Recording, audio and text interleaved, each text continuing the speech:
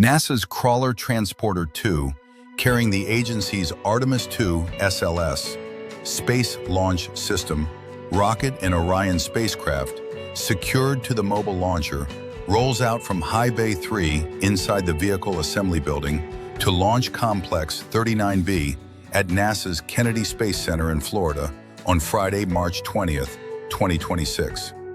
The Artemis II test flight will take Commander Reid Wiseman,